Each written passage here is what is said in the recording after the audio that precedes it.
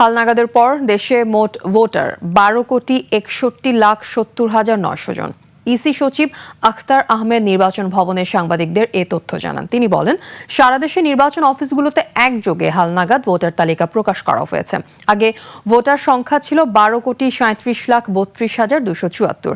হালনাগাদ কার্যক্রমে বাড়ি বাড়ি গিয়ে 45,71,216 জনকে নতুন করে অন্তর্ভুক্ত করা হয়েছে। তবে মৃত ভোটার হিসেবে বাদ দেওয়া হয়েছে 21,32,590 জনকে। হালনাগাদের পর দেশে মোট ভোটার দাঁড়ালো 12,61,70,900 জনের। খসড়া তালিকা যাদের নাম এসেছে তাদের কোনো ভুল থাকলে সংশোধনের সুযোগ থাকবে 12 দিন। এজন্য আবেদন করা যাবে 21 আগস্ট পর্যন্ত। আবেদন নিষ্পত্তি হবে 24 আগস্টের মধ্যে। এরপর অন্যান্য কাজ শেষে চূড়ান্ত তালিকা প্রকাশ করা হবে 31 August.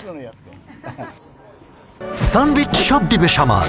Sunbit magic press dishwashing এর মাথা ঘোরানো সলিউশন। 31 অক্টোবর পর্যন্ত যাদের জন্ম হয়েছে 18 বছর পূর্ণ হয়েছে তাদেরকে আমরা অন্তর্ভুক্ত করে আরেকটা তালিকা প্রকাশ করব।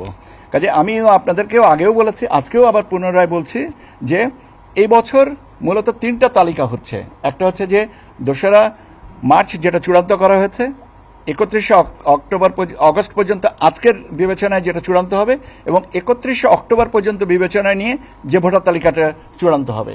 কাজে আমরা 3টা ভোটার তালিকা এবছর পাচ্ছি।